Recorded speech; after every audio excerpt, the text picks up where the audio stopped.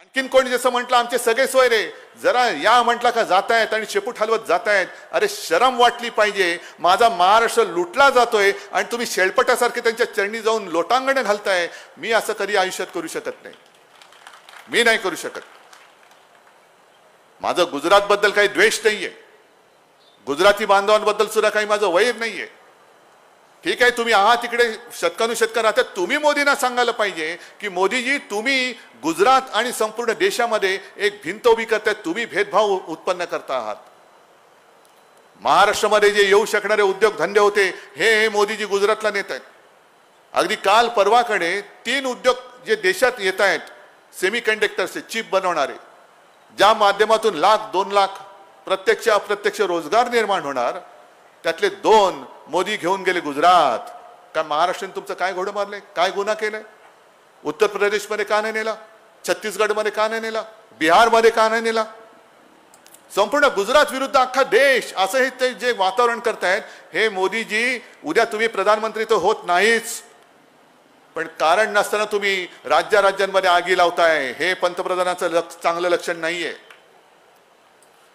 आम्ही काय म्हणतोय की तुम्ही गुजरातला पण समृद्ध करा.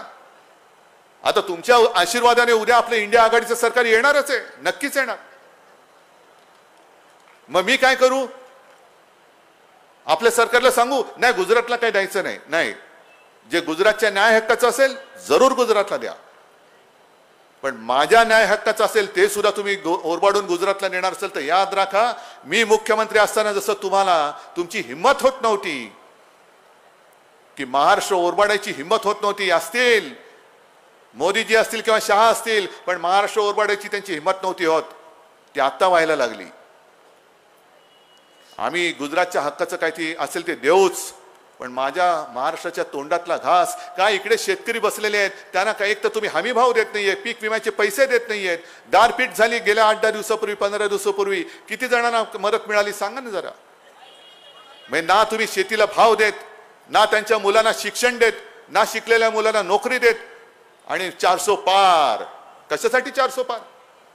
इकडे रोज खायचे काय हे वांदे झालेत आणि यांना स्वप्न पडतात 400 पार. अजिबात नाही. आपकी बार भाजपा तडीपार. प्रत्येक गावात हा नारा घुमवा.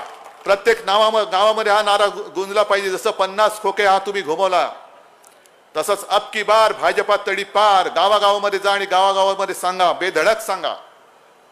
10 वर्ष केवळ आम्हाला भांडणं आमच्यात लावून आता जातीपातीमध्ये भांडणं लावतायत, धर्मात भांडणं लावतायत. हे उद्धव ठाकरेने म्हणे हिंदुत्व सोडलं, उद्धव ठाकरेने म्हणे शिवसेना प्रमुखांचे विचार सोडले. का सोडले? कशासाठी सोडले? सोडलेत मी तर म्हणे माझ्याबरोबर मुसलमान आलेत. मुसलमानांना विचारा ना का आलेत ते. कारण कधीही शिवसेना प्रमुखांनी केवळ कोणी दुसऱ्या धर्माचा आहे म्हणून त्याला मार हे आम्हाला शिकवलेलं नाही. आमचं हिंदुत्व हे राष्ट्रीयत्व आहे. आमचं हिंदुत्व हे राष्ट्रीयत्व आहे. आणि म्हणून मी प्रत्येक सभेत सांगतो की शिवसेनेचं हिंदुत्व हे हृदयात राम आणि हाताला काम. आमचं हिंदुत्व हे घरातलं चूल पेटवणारं हिंदुत्व आहे आणि भाजपचं हिंदुत्व हे घर पेटवणारं हिंदुत्व आहे. असं घर पेटवणारं हिंदुत्व केवळ हिंदू हिंदू जय श्रीराम म्हणतायत म्हणून त्या एका घोषणेच्या नादामध्ये तुम्ही आपलं आयुष्य यांना देऊन टाकणार परत. आजच ती वेळ आहे. उद्या जर का आपण चुकलो तर आपल्या देशात जसं रशियामध्ये हुकुमशाही आले, थोडंसं तुम्हाला वेगळं सांगतो कारण तुम्हाला कदाचित कळलं असेल नसेल, रशियामध्ये पुतीन नावाचे अध्यक्ष आहेत माहिती आहे तुम्हाला. 87% त्यांना मतं मिळाली. 87%. तुम्ही म्हणाल खूप लोकप्रिय दिसतोय हा. लोकप्रिय नाहीये. त्यांनी त्याचे सगळे विरोधक मारून टाकलेत. समोर लढायलाच कोणी ठेवलेलं नाहीये. एक तर तुरुंगात टाकलेत, बाकीचे देशाच्या बाहेर तडीपार केलेत आणि काही जणांचा संशयास्पद मृत्यू झालेला आहे. आता गेल्या 8-10 दिवसापूर्वी एका त्याच्या विरोधकाचा तुरुंगात मृत्यू झाला. मग त्यांना विचारलं, ते म्हणाले त्याच्यात काय म्हणे, हे तर नेहमीच आहे, असे तुरुंगात मृत्यू होतच असतात. मग असं तुरुंगात सडत राहून मरायचंय की एकदाच ह्यांना काहीतरी गाडायचंय हे तुम्ही ठरवायचंय. तुमची मुलं बाळं ही स्वातंत्र्यात जगली पाहिजेत का गुलामीत जगली पाहिजे त्याची ही लढाई आहे. आणि ज्याप्रमाणे मी कोरोनामध्ये जे सांगत होतो, तळमळून सांगत होतो, कळवळून सांगत होतो की बाबांनो मास्क घाला, घराबाहेर पडू नका, कारण करोनाचं संकट आहे. आज त्याच तळमळीने सांगतोय की यावेळेला चूक करू नका, गद्दाराला मत देऊ नका.